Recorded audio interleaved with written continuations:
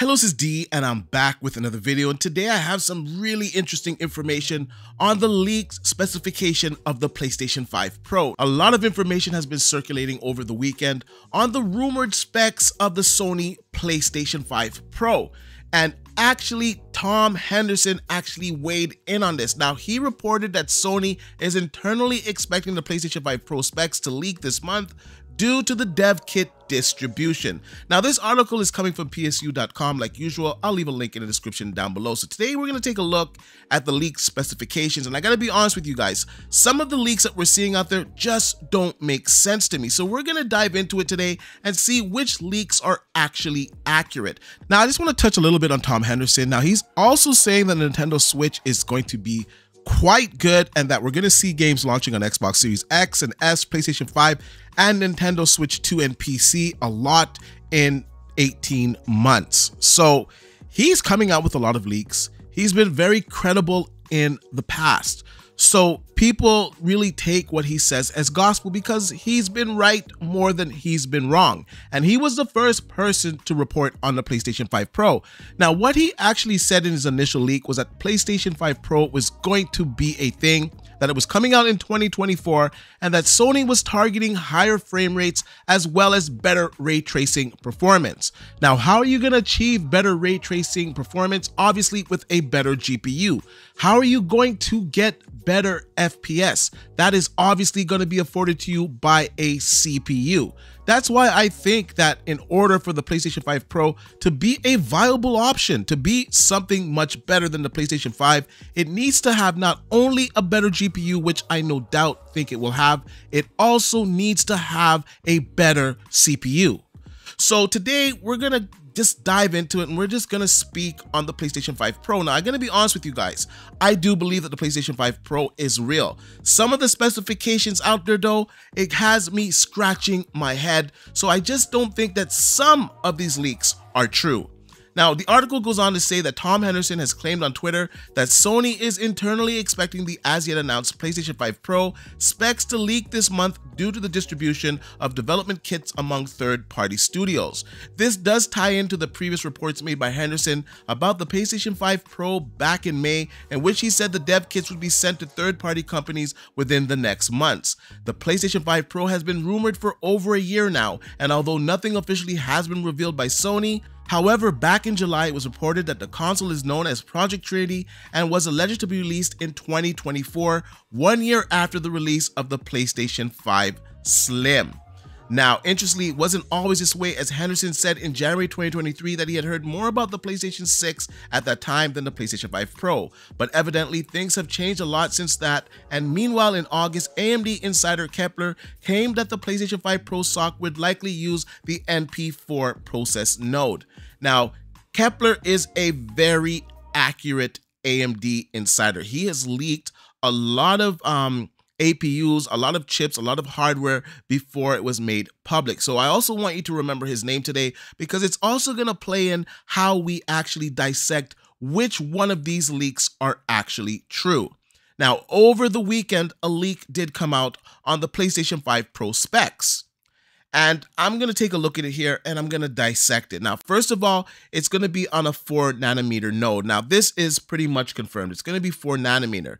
Now, the part that has me scratching my head here is the AMD Zen 8-core 16-thread CPU. Although it clocks higher than the one in the PlayStation 5, it's still a Zen 2, so it's at 4.4 gigahertz and it's variable. So it's going to operate similar or pretty much the same as the PlayStation 5, but at higher frequencies. Now, for me, this doesn't make sense. The first problem with the PlayStation 5, as well as the Xbox Series X, is the CPU. Now, I'm not saying the CPU in these systems is bad. It is not. It's an 8-core, 16-thread Zen 2 CPU. It is a very capable CPU. However, a lot of the games that are coming out now have a CPU bottleneck. They're heavy on the CPU. I'm going to give you an example of a game that's going to be extremely heavy on the CPU, and that's none other than GTA 6. That game is really going to be demanding. On consoles, that game is going to be running at 30 FPS. That's what we saw in the trailer. Now, some of us are holding out hope that we'll get a 60 FPS mode, and perhaps that's something that they're capable of doing at 1080p or maybe a little bit lower and upscaling it. However, I do not expect this game to be running at 1440p or upscaled, running 60 FPS the way that it's looking right now, according to the last trailer that we saw from Rockstar. It's just not going to happen. I think this game's going to be very demanding on PC as well when it eventually reaches over there. However, I think the majority of PCs would be able to run the game at 60 FPS because they have a more capable CPU. So for me, this leak just doesn't make sense. That's the first thing I would see these companies changing is the CPU. Now, based on the specifications of this being variable at 4.4 gigahertz, that would give you, I'm going to just do quick maths here. It's going to give you maybe roughly, 10 to 13% improvement on the CPU. Now, that's not going to be enough to carry these games to 60 FPS. They're saying, oh, wait, the GPU, it's going to have 56 CUs. Now, in a game like Grand Theft Auto, where it's heavily dependent on the CPU, the GPU is only going to give you a higher resolution. So instead of maybe doing 1440p up to 4K, perhaps they'd be able to do 4K 30 FPS, but they wouldn't be getting a huge uplift in performance. So that game, maybe it could reach 40 FPS, maybe 45 FPS. It wouldn't really be reaching 60 FPS with a Zen 2 CPU clocked at 4.4 gigahertz. So it just doesn't make sense. Now, the 56 CU, we're going to come back to that. But in theory, that would give them about 14 teraflops of performance. Now, the 29 teraflops, I think that's dual precision performance. So we're just going to say 14 teraflops. Now, the Xbox Series X is 12 teraflops. This would be 14 teraflops. So you'd get better graphic fidelity. You'd get maybe a slightly higher output in resolution.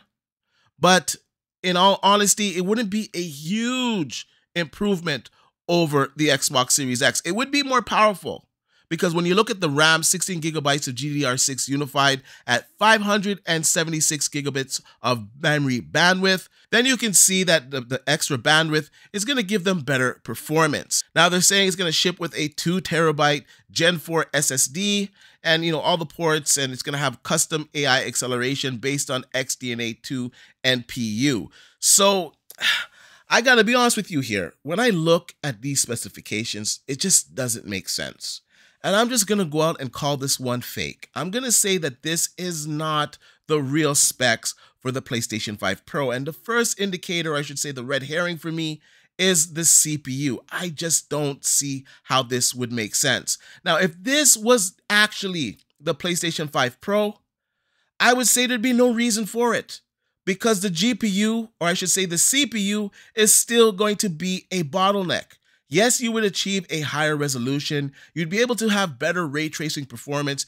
You'd have, better effects like ambient occlusion. Everything could be turned up running at ultra with this GPU. Now, this GPU, when I'm looking at the specifications, that would put it around a 7700 XT and a 7800 XT from AMD. It would put it right in the middle of that GPU. So it'd be a very capable GPU. So based on the GPU, you'd get 2 times the hardware ray tracing acceleration. Now, Tom Henderson reported that the PlayStation 5 Pro, that Sony wants to really improve ray tracing performance. So this would make sense. Now, it would still be using FSR, so you wouldn't be getting an as clean image as NVIDIA because, of course, they're using AI. They have hardware that's dedicated to it, but it would still be a huge uptick in performance in ray tracing. So I do believe that it would probably be an RDNA 3 GPU that would be in the PlayStation 5 Pro. However, this Zen 2 CPU, it just doesn't make sense. And if this holds out to be true, that would still be a huge bottleneck. And I would kind of be thinking, what's the point of the PlayStation 5 Pro if you can't achieve 60 FPS in all games? Now, I don't care the resolution. I don't care if it's 1440p and you upscale it to 4K, but you got a nice crispy 60 FPS. that would be fantastic. And in my honest opinion, you're going to need more than a 4nm Zen 2 8-core 16-thread CPU clocked at 4.4 gigahertz. Now, some people make the argument that it needs to be done for compatibility. Now, that might be the case. However, devs would just need to go in there and tweak it. They'd have to do some extra work. And I understand that some developers don't want the extra work, and I understand that it wouldn't be as streamlined, but it would make sense. And the extra work would pay off because you'd have much better performance in these games that are held back by the CPU. A 15% increase on the CPU is not going to achieve 60 FPS in all games. Now, some games that are, stuck at 45, 50, sure, it'll bring it up to 60 FPS. These games that are running at 30 FPS, that 15% uptick is not going to bring that game up to 60 FPS. It'll allow them to have a higher resolution. It'll allow them to have better ray tracing. It'll allow them to have more features so they could use the Ultra preset. But like I said, it would not afford them 60 FPS. That's mostly reliant on the CPU. Now we go over to Twitter and we have Sora X Cloud 22, and they're talking about the specs as well. So they say the CPU is maintaining the Zen 2 architecture found in the existing PlayStation 5 Pro for compatibility, but the frequency will once again be dynamic with a peak of 4.4 gigahertz. Now, before I go any further into these specifications that they're sharing, I gotta say once again, I don't think these are the true PlayStation 5 Pro settings. Now, if we go over to Kepler, once again, I mentioned him before, he is a top AMD insider. He has some great leaks. And he says it's funny seeing so many fake PlayStation 5 Pro specs that are literally impossible because the leaker don't understand the AMD GPU architecture works. And a user asked what leaks are the most wrong. I'm curious. He says any leaks that say anything like 60 CUs out of 64, 56 out of 60 CUs, only 64 ROPs, etc. Now, when we go to Sarah X Cloud's post, what are they saying here? 56 CUs, right?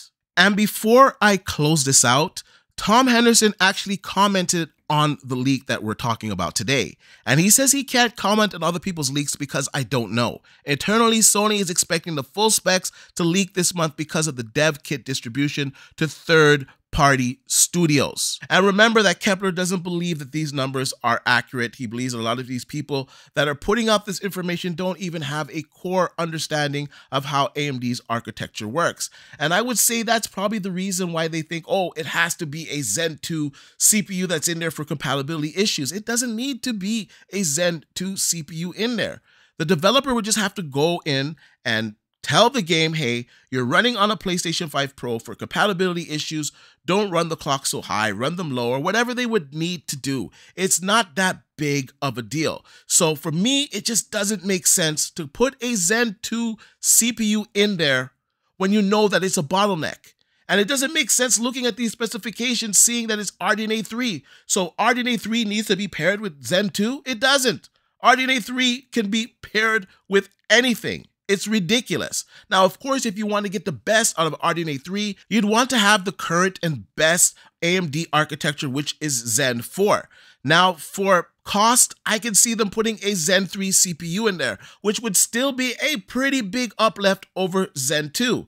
But in reality, I just don't believe it's going to be a Zen 2 CPU. I believe at worst it will be a Zen 3. I believe at best it would be a Zen 4 CPU. Now, who knows, by the time next year is rolling out, the Zen 4 from AMD, it could be a lot cheaper. It could be a lot more affordable. It probably would make sense to put a Zen 4 base CPU in there, but we know with consoles, they want to get that profit margin in there. So they might make some cuts to the CPU and not putting the top of the line one in there. So like the current generation. So I could see it having a Zen 3 CPU, which I think if they put the right one in there and they made some modifications or some customizations to it, that it would run most of the games, if not all, at 60 FPS. Now, the most interesting thing out of today's news is Tom Henderson. Like I said, he's extremely credible. And he said that Sony believes that the PlayStation 5 Pro specs will be leaked this month due to the developer kits going out. So that means that sometime this month, we're probably going to have the official PlayStation 5 Pro specs. And I'm very excited to see that. Now, I would say if the specs are what we're seeing on the screen right now, and I was Xbox, I wouldn't really be worried about a mid-generation refresh. I just wouldn't be. Yes, the PlayStation 5 Pro would be more powerful, but it wouldn't be achieving 60 FPS on games that are achieving 30 FPS right now. Yes, it would have better ray tracing and it would output at a higher resolution. But I think it's kind of a stopgap the way that I'm looking at these specs that are on the screen right now. Now, the PlayStation 5 Pro that I believe that's going to hit in 2025 will have a better AMD CPU. It will be capable of achieving 60 FPS in these games that are bottlenecked by the current generation CPUs. Now, the GPU, I don't think it'll be far off from these specs, to be honest with you guys. I think it'll probably be around a 15 to 16 teraflop system. I think it will target 4K at 60, and the games that are very high demanding, really graphically demanding, say like Grand Theft Auto 6, will run the game at 1440p upscaled to 4K at 60 FPS. In my honest opinion, if the PlayStation 5 Pro is not capable of doing that, then there is no point of the PlayStation 5 Pro. Anyways, I want to know what you guys think about all of this. Do you think that these PlayStation 5 Pro specs are real? Or are you in the camp like me that they just don't make sense? Because why would you put a CPU that's of the last generation that is a current bottleneck in your console in the mid-gen refresh? Anyways, I want to hear what you have to say in the comment section down below. So like I usually say, please like, share, and subscribe to the channel. And I'll see you guys on the next one.